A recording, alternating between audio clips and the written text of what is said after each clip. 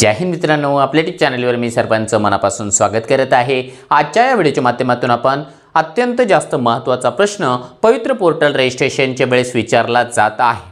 तो महत्त्वाचा प्रश्न म्हणजे नॉन क्रिमिलियर कोणकोणत्या कॅटेगरीला कंपल्सरी आहे आणि सर्वात जास्त महत्त्वाचं म्हणजे हे नॉन क्रिमिलियरचं प्रमाणपत्र नेमकं कोणत्या तारखेचं लागणार आहे, त्याविषयी आपण ऑथेंटिक माहिती या व्हिडिओच्या माध्यमातून जाणून घेणार आहोत। परंतु तत्पूर्वी आपण जर चॅनलवर नवीन असाल तर आमचं चॅनल सबस्क्राइब करा, साईडचे जे बेल आयकॉन आहे त्याला देखील प्रेस करा, जेणेकरून शिक्षक भरतीच्या संदर्भामधल्या कोणत्याही माहितीची अपडेट आपल्याकडून मिस होणार नाही। आणि मित्रांनो, आपण जर का येत्या काही दिवसांमध्ये होणारी जी सीटेटची परीक्षा असेल किंवा येत्या मे महिन्यामध्ये होणारी टीईटीची परीक्षा असेल याची तयारी करत असाल तर एक स्पेशल अशा प्रकारची बॅच आहे गुरुजी कार्यरत शिक्षकांसाठी टीईटीची बॅच। या बॅच मध्ये जे आहे त्या सर्व गोष्टी तुम्हाला या ठिकाणी सहजपणाने मिळणार आहेत।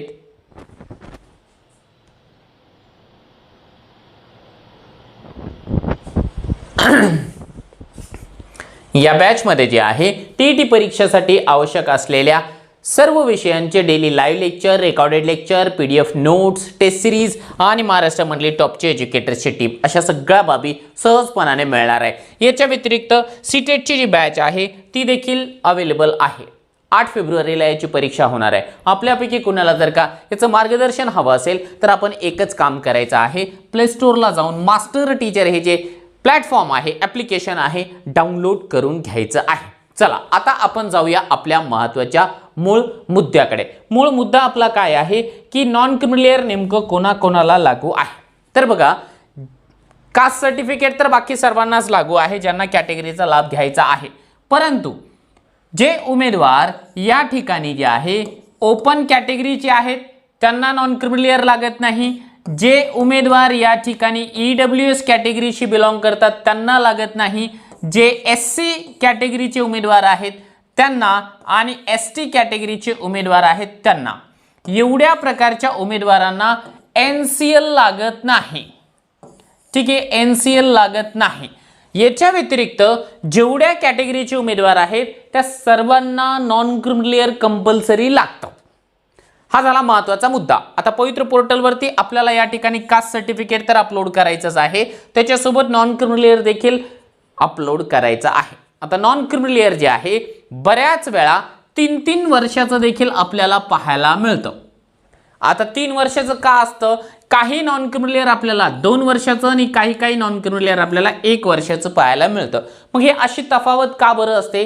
तर एक गोष्ट लक्षात घ्या, जर आपण उत्पन्नाचा दाखला 1 वर्षाचा जोडला तर 1 वर्षाची व्हॅलिडिटी मिळते, 2 वर्षाचा जोडला 2 वर्षाची, 3 वर्षाचा जोडला 3 वर्षाची। बरेच उमेदवार असे आहेत की ज्यांच्याकडे आता मागच्या वर्षी काढलेलं ना एनसीएल आहे त्याची व्हॅलिडिटी 2026, 2027, 2028 पर्यंत देखील राहणार आहे, 2027-28 पर्यंत राहणार आहे।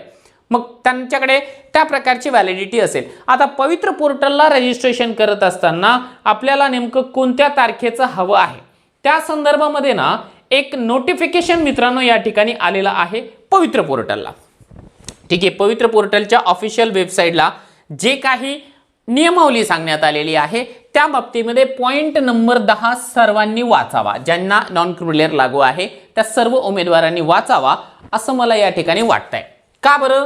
तर आरक्षित प्रवर्गाचा दावा करणाऱ्या उमेदवाराकडे अनुसूचित जाती, अनुसूचित जमाती, खुल्या प्रवर्गातील महिला वगळून उन्नत व प्रगत गटात मोडत नसल्याचे प्रमाणपत्र म्हणजे नॉन क्रिमिलियर प्राप्त असणे आवश्यक आहे। म्हणजे एससी एसटी यांना सोडून ओपनचे जे उमेदवार आहेत त्यांना सोडून, ठीक आहे, बाकी जे आहे ईडब्ल्यूएस त्याच्यामध्येच आलेलं आहे। आणि खुल्या प्रवर्गामध्ये महिलांना महिला आरक्षण जर का घ्यायचं असेल तर मग त्यांना याप्रमाणे जे आहे डोमासाईल लागेल।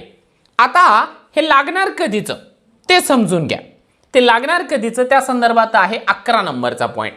प्रस्तुत पदभरतीकरिता सन 2025-26 या वित्तीय वर्षासाठी ग्राह्य असलेले उन्नत व प्रगत गटात मोडत नसल्याचे प्रमाणपत्र नॉन क्रिमिलियर उमेदवारांनी सादर करावे। म्हणजे काय आहे तर आपल्याला जे एनसीएल लागणार आहे मित्रांनो, एनसीएल 2025-26 या वित्तीय वर्षातलं राहणार आहे। आता वित्तीय वर्ष कधीपासून कधीपर्यंत असतं आपल्याला माहिती आहे, वित्तीय वर्ष जे आहे आपण या ठिकाणी एप्रिल ते 1 एप्रिल असं गृहीत धरूया, 1 एप्रिल ते 31 मार्च या दरम्यान असणार आहे। म्हणजे काय आहे तर 14 मे ही जी तारीख या ठिकाणी देण्यात आलेली आहे बाकीचे शैक्षणिक डॉक्युमेंटच्या संदर्भामध्ये, त्या 14 मेच्या तारखेचा NCL शी संबंध नाही असा याचा सरळ सरळ अर्थ होतो। बाकी तुमचं मत जर का काही वेगळं येत असेल, मला जेवढं समजतंय मी तेवढ्या गोष्टी तुमच्यापर्यंत या ठिकाणी पोहोचवण्याचा प्रयत्न करतोय, वेगळं काही असेल तर मग आपण यातून जे आहे या ठिकाणी सांगू शकता, परंतु याचा अर्थ असाच आहे।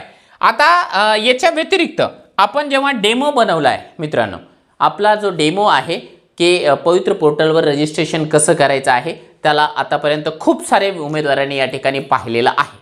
आपली इच्छा आहे की प्रत्येक उमेदवारापर्यंत तो व्हिडिओ जायला पाहिजे।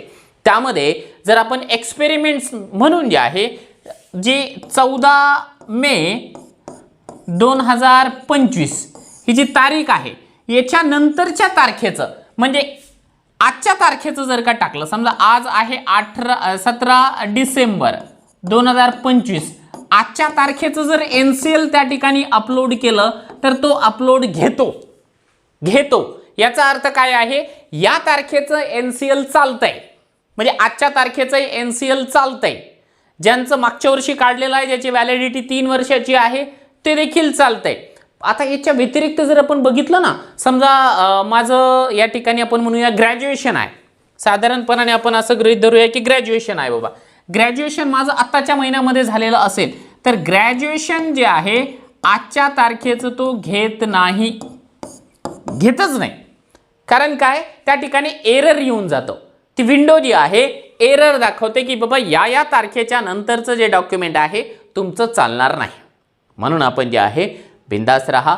तरी देखील आपल्याला आणखीन काही जर का डाऊट असेलच की यार खरंच चालेल किंवा नाही चालणार आहे, तर आपण पवित्र पोर्टलचे जे ऑफिशियल मेल ID आहे त्या मेल ID वरती या ठिकाणी मित्रांनो एकदा मेल करा, त्यांच्याकडून कन्फर्म करा। परंतु मला असं वाटतं आहे की जे आहे मी आत्ता जी माहिती दिलेली आहे ती अगदी तंतोतंत खरी आहे। तरी देखील आपण ऐकावे जनाचे करावे मनाचे या म्हणीप्रमाणे जे आहे स्वतःचं मत या ठिकाणी सर्वांचे या ठिकाणी मतं ऐकून घ्यावी आणि आपल्याला जे योग्य वाटतं त्या परीने आपण पुढे जावं। कारण हा जो मुद्दा आहे अतिशय जास्त सेन्सिटिव्ह आहे, महत्त्वाचा आहे। प्रत्येकजण त्याच संदर्भामध्ये प्रश्न विचारतो आहे, मग ते कोणताही सोशल मीडियाचा प्लॅटफॉर्म असू द्या।